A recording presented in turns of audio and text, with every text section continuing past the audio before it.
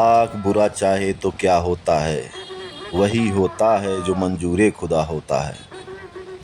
बिजली कर्मचारियों ने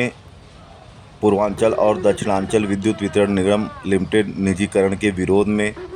लगभग 5 माह से विरोध प्रदर्शन करते आ रहे हैं और उनका यह आंदोलन दिन ब दिन तीव्र होते जा रहा है और उनकी मजबूती बढ़ते जा रही है। यह निजीकरण अब सरकार के गले का फांस बनना तय है, क्योंकि जिस हिसाब से बिजली कर्मचारी पिछले 5 माह से प्रदर्शन कर रहे हैं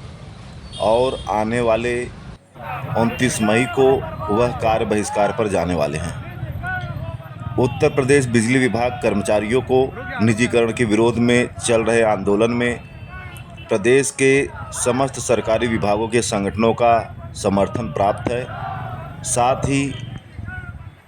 पूरे भारत देश के समस्त बिजली कर्मचारी उत्तर प्रदेश बिजली कर्मचारी के साथ रोड पर आने को खड़े तैयार हैं। अब यह तो आने वाला समय ही बताएगा कि यह उनका आंदोलन किस स्तर तक जा सकता है। इसी आंदोलन के एक रूप में कल दिनांक 1 मई मजदूर दिवस के उपलक्ष्य में उत्तर प्रदेश के बिजली कर्मचारियों ने समस्त ज़िलों में बाइक जुलूस निकाला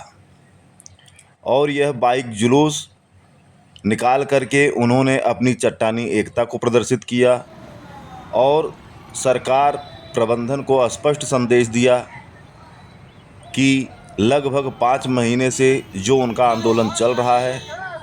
उस आंदोलन में उनका जोश रत्ती भर भी कम नहीं हुआ है, क्योंकि इसके पहले भी बिजली विभाग के तमाम नेता कहते आए हैं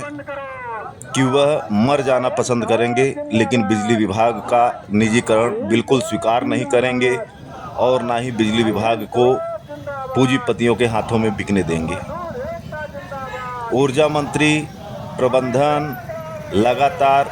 निजीकरण करने की दिशा में अपना कदम आगे बढ़ा रहा है, तो वहीं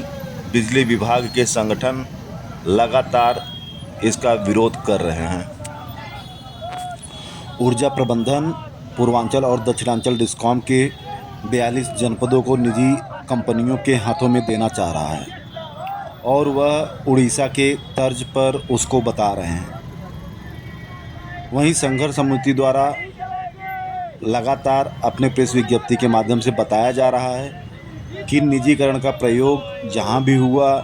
वह असफल हुआ एवं जनता का शोषण करने वाला ही सिद्ध हुआ है। आखिर ऐसी क्या मजबूरी है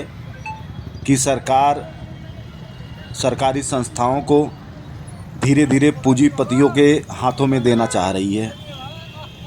यह कहीं न कहीं जनता के द्वारा चुनी गई सरकार जनता के हितों का ध्यान देने में नाकामयाब साबित हो रही है, जबकि सरकार की जिम्मेदारी है कि वह जनता को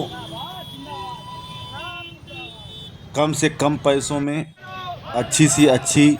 सुविधा उपलब्ध कराए। और वहीं जब पूंजीपतियों के हाथ में निजी संस्थान चले जाएंगे तो जो आज बिजली व्यवस्था में उपभोक्ता देवो भव है,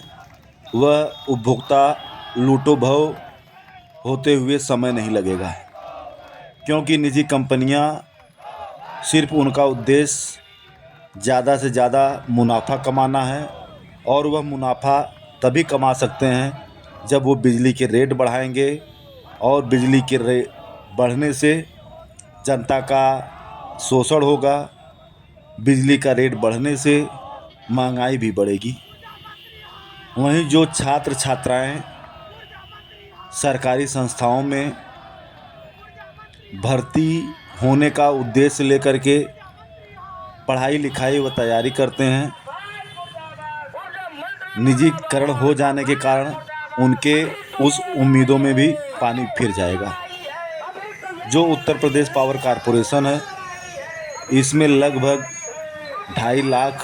सीट रिक्त पड़े हुए हैं और वह प्राइवेट एजेंसियों के माध्यम से कार्य कराया जा रहा है। जबकि बिजली कर्मचारी के जो संगठन हैं उनके द्वारा लगातार इस मुद्दे को उठाया जाता रहा है कि जो भी रिक्तियां हैं उन रिक्तियों को भरा जाए ताकि जनता को अच्छी से अच्छी सुविधा दी जाए। अब प्रशासन, सरकार, प्रबंधन के मन में क्या चोर छुपा है यह तो आने वाला समय ही बताएगा। लेकिन इतना तय है कि यह जो निजीकरण की लड़ाई छिड़ चुकी है, उस निजीकरण की लड़ाई में जनता का भी नुकसान होगा, सरकार का भी नुकसान होगा और आंदोलनकारियों का भी नुकसान होगा। लेकिन यह जो आंदोलन है, इस आंदोलन में अब तक जिस हिसाब से बिजली कर्मचारियों का जोश खरोश, चट्टानी एकता प्रदर्शित हो रही है, उससे स्पष्ट यह दिख रहा है कि सरकार जल्द ही बिजली कर्मचारियों से वार्ता कर